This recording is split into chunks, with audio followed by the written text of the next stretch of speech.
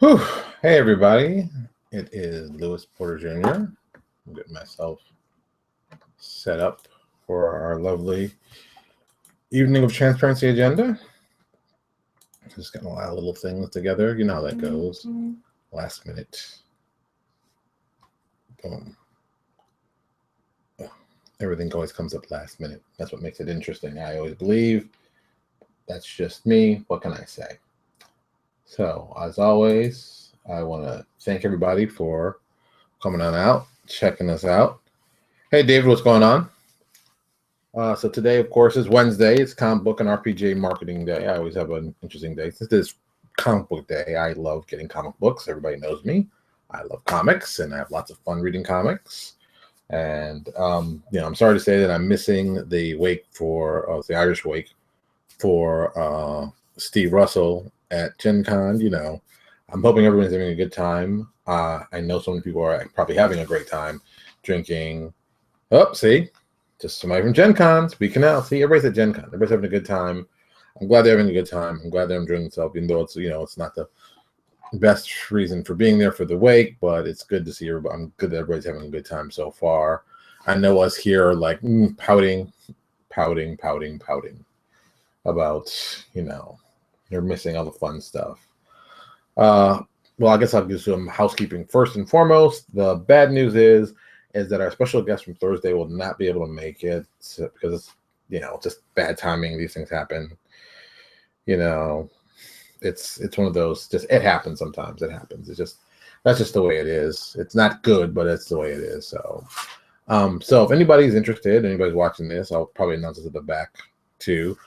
If anyone's interested, please feel free to, if you want to possibly even set something up, maybe you can come on in. We can talk about fun stuff. It is our wrap-up day for tomorrow. So if there's somebody interested, you'd like me to see who's available. I'm assuming a lot of people are at Gen Con, so I know the numbers will be small and who is available and seeing what we get together. But you'll see. You never know. It's amazing what you can do in 24 hours, a little bit of motivation and right thinking. That's at least my mindset is. So there you go. And of course, this being Comic Book Day, I went and got my books, went by our local store. Of course, we had some lovely talks about comics in general and some ideas. We'll talk about those probably a little bit later. But I wanted to show you what I picked up today. I picked up 3 books today. Kept it very light. Some are traditional, some are not so traditional. The first one I picked up was Squadron Supreme. I'm really loving this book. It's really a nice throwback. James Robinson is doing a great job in this book. It's one of my favorites. It's one of my favorite superhero teams. It is the analog of the Justice League, but I just love the concept of Squadron Supreme. Always have. I think the Justice League works really well in Marvel when they're doing it like this, and I think this book is a really cool way to look at it. So a lot of good stuff in this book. James Robinson, who wrote Golden Age, which is one of my favorite all-time books. So this is another solid book from him. Leonard Kirk's artwork on this has been fantastic. And I think it's just a great book. It's a great book. You can pick it up. Next I picked up, of course, Doctor Strange. I've really been enjoying Jason Aaron's work. He did a little bit of Thor. That really got me learning about how good of a writer he is. Just an amazing writer. I didn't know it was like, wow. People were saying, you got to read Thor. Got to read Thor. I'm like, I don't know. Read his Thor, amazing. The first 24 issues. There are 4 trades. I bought the first trade, boom, bought the rest. Loved it. So it's in the bookshelf. It's awesome. It's an awesome book. It's so weird. I gotta do both these for both sides. For this camera and that camera. Doctor Strange. Chris Pacello doing the art, which is one of my favorite Marvel artists. He's got a very interesting style it's hard for me to follow sometimes, but I really like his artwork. So it's one of those weird things. Plus, this whole storyline with Last Days of Magic that I really kind of enjoyed. So I think this is a good book. If you haven't checked this out yet, you should check it out. I think the trade is out for this yet, but I think they might be waiting to collect all these 10. I'd rather buy it as a big 10 piece and read it individually. That's always drives me crazy. Just reading books individually sometimes. And last but not least, Nightwing. This Nightwing. Nightwing has always been one of my favorite heroes. I've liked Nightwing since he first appeared in Teen Titans back when Perez and Wolfman were writing, and I've always enjoyed the character of Nightwing. I don't like Robin. Not a big fan of Robin. Love Nightwing. I think that's a great transition from sidekick to hero, and I think it's really, as I call it, the prototype character that people should be interested in. And this I found it to be much more interesting than Batman. I've never liked Batman as a character. A lot of people are probably surprised by hearing that. Um, I'm not a Batman fan like that. Oh, I just found something kind of new. Um, Nightwing, I like Nightwing. He is Batman, but friendlier. And it's a weird way to describe it, but yeah. I just saw this ad, so I had to show this ad because it's one of my favorite artists that are going to be working on this. I don't know the writer. Apparently, Cyborg is getting another series. He's got to support series as possible. But Paul Pelletier, who's a really great artist, he's actually local, well, semi-local here. He's in Central Florida. I met him several times. He's a great artist. I love most of the stuff he's done. One of my favorite books he ever did was Negation for CrossGen. I think that's where he really got into his field of expertise. So, I'm a big fan, so I'm assuming that's going to be good. So I'll be picking that up just on art alone. And I think it's something else. Art alone sells a lot of comic books. RPGs have the same art sales, but comic books, that's kind of half the story. Half the story, it's written and visual, and they combine together, and you get this great mixture of the graphic novel. I hate when they call it that, but whatever. I'm a comic book fan. I just happen to collect them and call them graphic novels. Make it sound more elegant, but whatever. And I have some books near me, of course, since I've been reading some stuff lately and just reading stuff. I picked this. I've had this for years. It's an old book. It's 50 cents. It's 50 cents. You can't beat it for 50 cents. Wow, 50 cents. Grant Morrison, Jeff Johns, a lot of good writing. I really like this book. Just a lot of good ideas. I like this marketing they did initially. It's hard to put on both of these. They did this, marketing strategy, simple picture, big black text. It was something very, very simple. And this is how old this book is. R.I.P.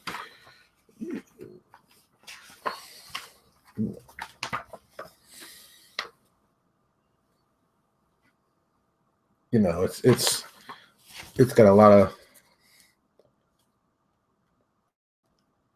I'm sure everything, Steve, you're probably not losing your mind. Everything is mirror image for some reason. This is really weird, which I don't get. The camera does this, which I wish it wouldn't, but it does. It mirrors everything. Well, the funny part is the camera from our YouTube page. Oh, I should have put the link in. I didn't do that. The camera from our YouTube page is not like that. It's a very weird system I deal with when working on this. I should have done this earlier, and I just thank you for reminding me. I should have put the link in. Comment. For YouTube, if you guys are watching on YouTube, or you're interested in watching on YouTube, this gives you a slightly different look of the whole thing. Because my name's underneath it. It's not a big deal to do, but you can see it there. Boom, it's right there if you want to just see it correctly. Close that. Plus, I'm always hoping that people get on. How they really get on, I'm good with either way. All right. So, in the comic book store today, we're talking about just business and what the problem is. And this is something that actually pertains to RPGs also. And I think RPGs are kind of handling it while comic books have totally ignored it.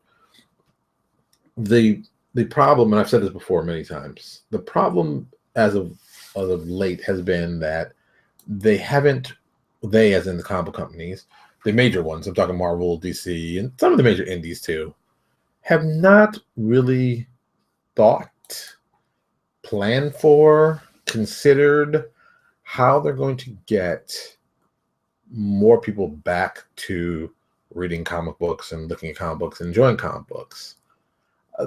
The biggest problem I've noticed is there is nothing entry level for people to read comic books. Comic books are so convoluted and so just overdone and so just massively these big huge things. You can't just read them. You can't pick up one book, read it, enjoy it. But everything's a part of something. It's part to be collected as a trade. So there's no like one-offs. When I was a kid, you read comic books, you could read them as main stories or part of a group of stories or one-off issues. It seems like comic books of the 70s and 80s, I'll say 70s and 80s, developed a writing style that is, hold on if I can find it. I get you the book. I wasn't planning to get you this book, This came out at the same time. Boom. Here it is. For all you who are writers, I would suggest this book for you. It's the DC Comic Book Guide to Writing Comics. Oh wow! I didn't even. Mine's signed by Denny O'Neil, and I didn't even realize that. I forgot I met him live. I just have, I get things signed by people. Denny O'Neil is a legend of comic book writing. Denny O'Neil wrote Batman probably at one of its greatest time and did some of the greatest stuff. This book is full of just chock full of cool information about story structure and stuff like that. And when I was, hoping to become a writer, which is kind of funny when you all, a lot of you are laughing like, Porter, you can barely put a sentence together. Like, yeah, I know. But I understood the process. That's a skill in itself. And I understand what sells. So that's the other part to it. So while doing this, they had a lot of great stuff to talk about, just plotting and preparing and what to expect and, how to do great stuff. And they did it. It's an impressive book. If you've never read it, I would suggest you pick it up. And one of the most interesting things they talk about is, I'm going to turn this page, it's called The Levitz Paradigm. Put up here too. The Levitz Paradigm. And basically, Paul Levitz, who wrote Legion of Superheroes, he had so many people in his books, but you had to give them all time to play in the books to get in there and see what characters. So he broke it down to 3 different types of stories that are in his books. There's an A story, B story, and C story. And it's just like it says. The A story is the most important story in that book. The B story is the secondary, and the C story is the last one. If you want to think about it in a writing sense, they'll give you a little more better view of it. The typical comic book has 23 pages. So you figure 12 pages is roughly what the A story is. 8 pages is roughly what the B story is, and 3 pages is roughly what the C story is. And as the A story keeps going, it goes from issue to issue to issue, and it resolves itself over time, 2, 3, 4 issues. Once the A story gets resolved, the B story kicks up and becomes a new A story. And the C story kicks up to the B story, and there's another C story that comes underneath. And it just keeps rotating stories along. It's a very great tactic to use if you are writing, especially comic books, especially long-form comic books, because they constantly are, there's a lot of going back and forth and back and forth. And it's a great way to do storytelling, how you get minor characters become major characters, the stories keep moving, and it's just a great thing. Like I said, I haven't looked this book in a while. It's a great book to pick up if you are a writer. I'm putting it, of course, in the link right now because I think it's an amazing book. I totally forgot I wasn't going to talk about it. I hadn't even planned to, even though we're talking about writing and comics and stuff. I totally forgot about this. It is a book that I think that it will be useful to you who are writers. Even if you don't want to use it for comics, it's just about writing in general. There's great information there to help you become a better writer. And that's kind of even why I do these videos. I do them for everyone to improve. Because personally, I believe the more we improve, the better we get, the better it is for everybody. I think we should always be pushing ourselves to do tougher, harder work. And that's really the excitement part to me.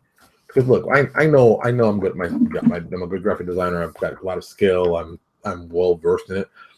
But I never want to get cocky that I can't be beaten, or I can't do something better, or I can't push myself. I think those are all important things. I think that in turn makes me a better writer.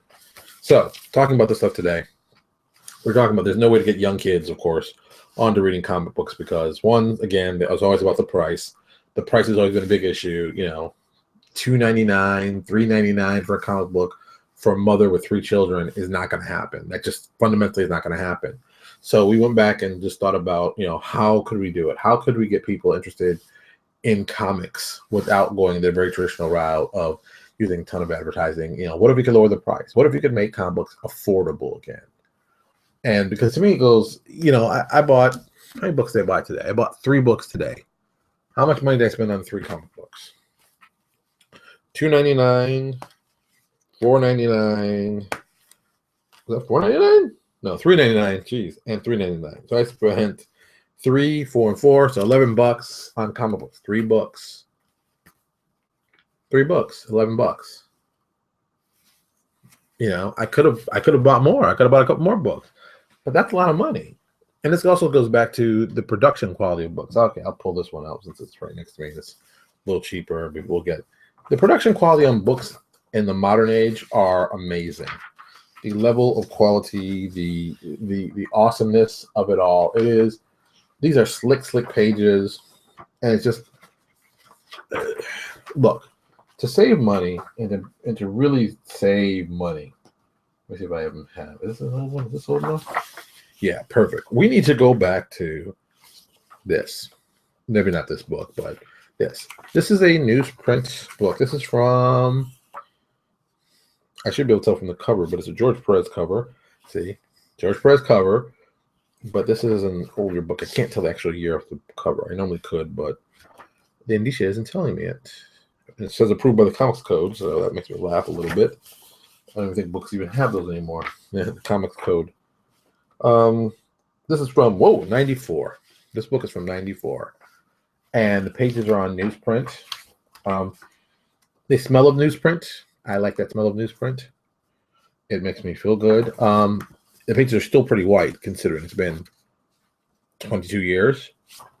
You know, $1.95, 22 years ago. Great book, still stands up, still looks good. You know, these are things that are important. And I think that's one of the things too. All right, Steve asked a question. The price tag and the lack of self-contained stories is it drove me away from comics and monthly titles. Yeah, I think, Steve, that it drove most people away. And I think they need to do more self-contained one-off stories. I grew up on those. I grew up on those as a kid. You can do long graphic novel stuff. Yeah, I get it. And I know the trades make them a lot of money. So it's I know it's tough for them to go, oh, let's not do trades. So, you know, it's a lot of money that they'll be passing and leaving on the table, as they say. But I think in the long run, it helps build, you know, more fans. You know, even pick up this book. This is just an Avengers log. It talks about the history of the Avengers and the characters when they joined the team, and just cool little ideas. Whoever's been an Avenger, whoever's the thing, it's a cute little piece. They don't do kind of resource pieces like this anymore because they are awesome. They're awesome for fans like me. I'm a fan. I'm a fan of comic books, so I read these like I'm devouring stuff. The official Marvel handbook they put out, that first one with everybody's powers and ability, that was one of the greatest pieces of anything ever done from any company. Then DC did their version. Their version was a very light version, which wasn't as intense as Marvel. Marvel went out of their way to make an intensively awesome book. And that book, to me, I was always surprised how they didn't go back and like added stuff in and add to it, especially now in this day and age. Because that, I mean, the material they probably have is old, probably not on computer. You got to scan most of that stuff in. Boom. Like I said, say trying to tell me some story over. I don't pay attention to that. You know, that kind of stuff would still be, I mean, it'd be awesome today.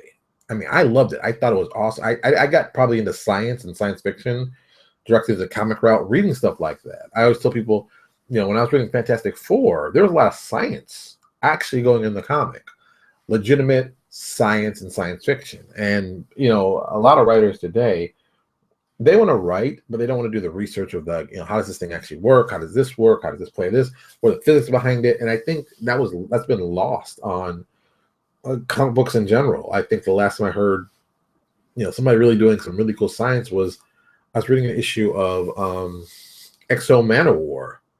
Was it Exo or was it Solar? I think it was Exo Manowar, and he's fighting Solar. And he just talks about the science of how he's going to stop him. He's going to remove these electrons from this to slow it down. And I was like, what? And this is, you know, this has been 20 some odd years. I'm amazed I still even remember that much. But I like that it talked about the science of what was going on to make what he was doing more realistic, more sensible, more like that. And as a fan of writing these characters, I think it's important when you understand how the characters' abilities and powers work to do certain things. Not everybody understands that. That's why there's always like weird little flubs in stuff. Prime example, not Identity Crisis. Was it Identity Crisis? Identity Crisis, the DC crossover. I think it was Identity Crisis. Identity Crisis, Identity Crisis. Pull it out. Where Deathstroke is battling the JLA. And it's a scene where he basically just runs through most of the JLA, and then he gets to Kyle Rayner, aka Green Lantern, and then puts his hand over Kyle's hand, starts crushing Kyle's hand. And he's saying, I got more will than you. I can manipulate the ring. And Cal can't use the ring when it's happening. And the problem was, and it's a minor problem, and most people wouldn't have caught it, but fans did because they're fans. They pay attention. Kyle's ring would only work for him. And that couldn't have happened based on how they made the ring. And they talked about that in Green Lantern. But Brad Meltzer, who wrote it, didn't know that. And it's a little fact. It's a little small fact. And it's important for the story. And it could have been, I mean, it could have easily been changed. It could have easily been changed, that kind of thing. But at the same time, people notice that. People notice the small things. I mean, we're all fans of comic books. We research them. We look at them. We love them. We know when something isn't right. We know when something doesn't make sense. So that didn't make sense. People talked about it. And it's a minor thing. But if they'd given him, or even better, if the editor had actually paid attention to what was going on and said, oh, you can't do that. That's not possible. That's not how this person's powers work. That could have been easily fixed with a sentence or two. But once again, it didn't happen that way. It could have, but it didn't. It just didn't. So, you know, it just goes back to understanding the product you're creating. That's the most important thing. Understand the product you're creating better than anybody even reading it. It shouldn't be a problem. But, you know, people didn't care. So these things happen. And going back to what I initially started with about getting young people involved into comic books and keeping the price low, I think the person who starts doing, you know, these kind of books, these $1.95 paper stock books will do very well. And they'll do very well in the long term. They're going to do very well in comics. You know, and this is how it is. I mean, it's literally, there's some stupid MBA person telling them, oh, no, comic books are great. Yeah, kids love paying $4 for comics. Don't worry, don't change the price. Kids will keep buying them. The numbers in comic books have come down so radically, it's almost embarrassing. If you think when I grew up as a kid, and it's okay, it's been 30 years, 35 years when I started reading comic books realistically, and the comic books were 35 cents, 50 cents. You know, they weren't that much money. I get it. I know I'm talking all fantasy. But at this day and point, now, the technology to make books is so fundamentally cheap. Doing a newsprint comic book should not be more than $2.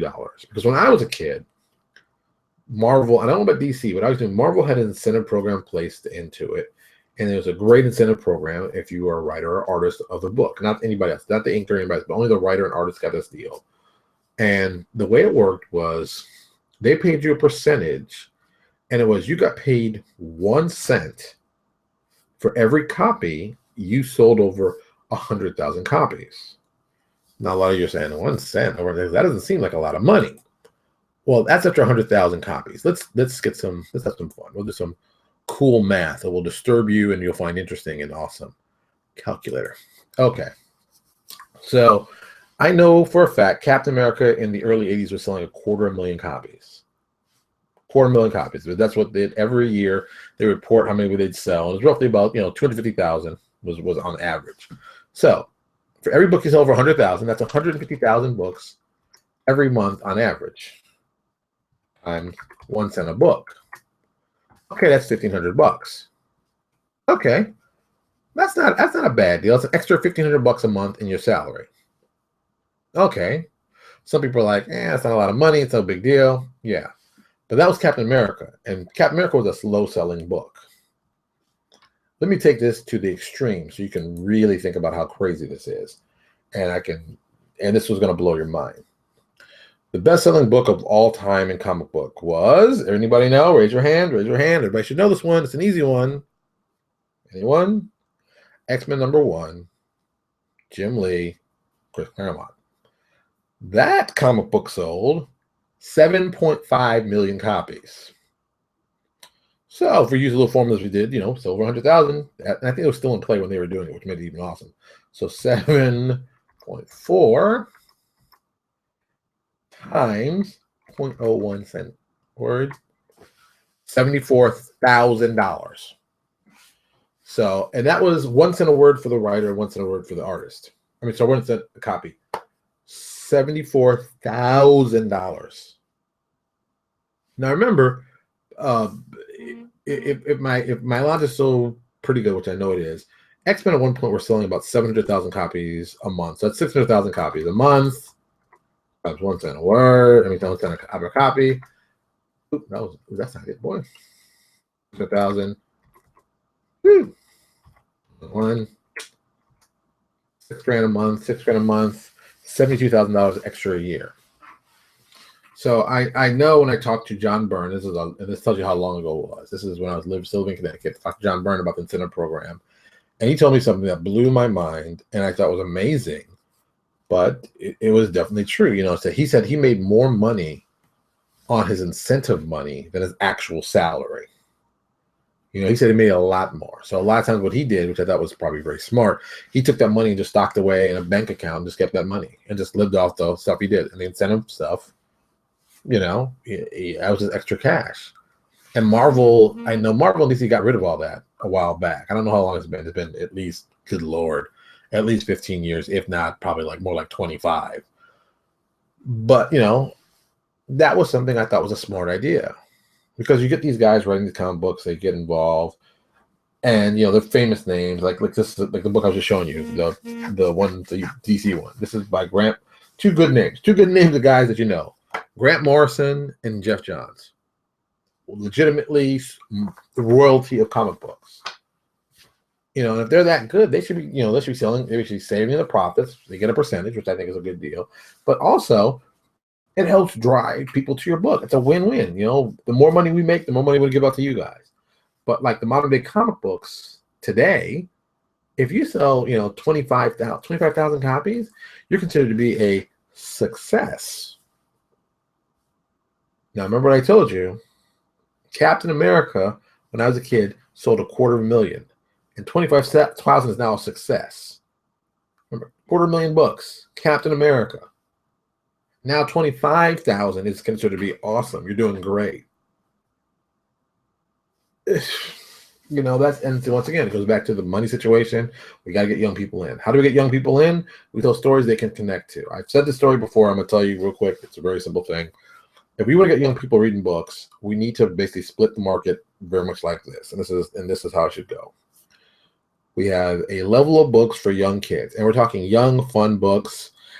Maybe not Archie, but fun stuff that kids can get interested in reading comic books, even if it's like, what was the book they did? Young Justice, something small that they can get to and say, ooh, it's kind of fun. You can take those kids and then transition them into the tier 2 books, but mainstream comic book. And I don't mean like the mainstream stuff now. I mean the mainstream classic stuff. So people can read it. It's light. Not everybody's grim and tough and none of that. Just good comic book stories. Solid comic book stories, not HBO quality stories. We're talking comic book level quality, and that's the difference.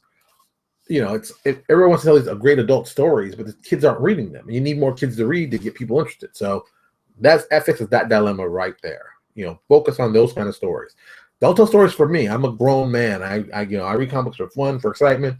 If you're going to and then you can tell great stories in comic books. Don't get me wrong. There's tons of people that do that, but don't just make me, the old guy at nearly 46, your main focus. You need to be focusing on the 12-year-old kid, the 10-year-old kid, the 13-year-old kid.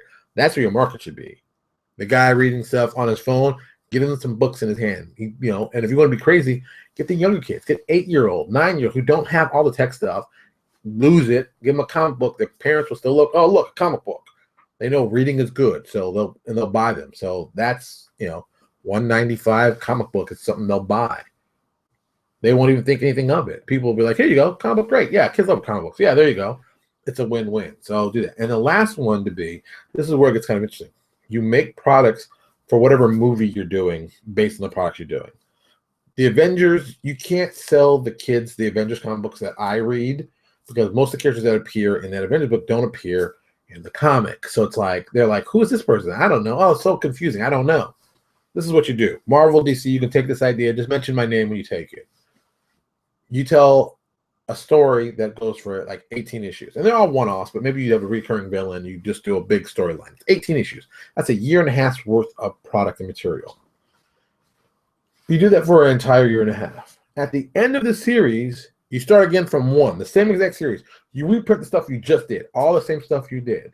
You change the covers on them. You change the covers on the books. Because realistically, honestly, This series is for people who are going to come in when a movie gets big. People say, oh, I saw the movie such and such. Can you give me a comic book that goes along with the movie? Sure. Here you go. And it's, and they go, oh, great. The same characters in the movie. I saw them in the movie. They're in the comic book. Yay. And that's how you build that stuff. You build those books just like that. You don't try to get inventive. You don't try to redo the wheel. You don't try to make them the mainstream stuff. Stick to these books just for the people who watch the movies. They'll come in, they'll get, 3 or 4 issues, but they're not going to get all 18. They're not going to become collectors that way and get all 18. And if they do, even better, you can transition them to the other comic books that are over here. If you got them for 18, you got them for life. That's just the way it's going to be. But you're not probably going to get those people for life. You're going to get those people for a little while. You do these 18 books. You recycle them every 18 months. You change the cover. The retailers know what it's about.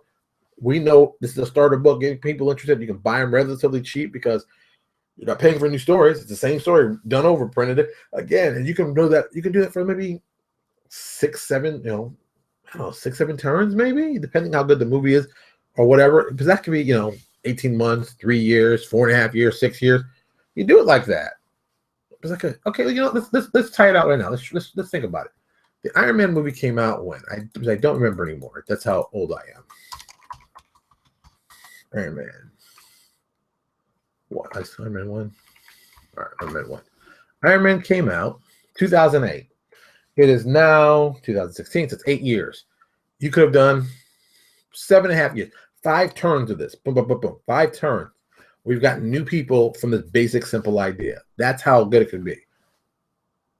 But does Marvel do that? No. Marvel tries to make a whole new comic book, trying to connect to the movie, try to make Thanos in it, and it falls and falters, so they can't get it out on time. They can't get the stuff together. If they'd done my system, you could have gotten a second-tier guy to make it very cartoony, very comic bookish, and push it on young kids, and you would have had a new fan base ready to read the comic books after the movie comes out. Movie comes out, go to your local comic book store, check out the books here. Boom. Get them started on the small book, and then move into the bigger book. Get them on the trade. You got them for life. It ain't rocket science, but once again, the people running Marvel sometimes don't understand that they publish books and intellectual property. They just think they're moving, Jello, whatever it is. It's not real comic books. That's why they make these bad stories. They don't pay attention to stuff, and fans are leaving. Now, more fans are reading stuff. Well, let me phrase that. There's more people interested in reading stuff. The numbers tell you they're not reading as many because, it's too expensive. I'll get you into comic book collecting and keep you off drugs, but you can't afford drugs. It's so expensive being a freaking comic book fan. Same thing with RPGs. I couldn't get into drugs, man. I didn't have any money. It was way too expensive. Are you kidding me? I game and I read comic books. I'm broke. You add in Magic with that and Pokemon, you're done. You're done. You're done. So there's got to be ways to do this. So that's where I'm with that. All right. It is 9:30. We are done. We read our books. We got some good information.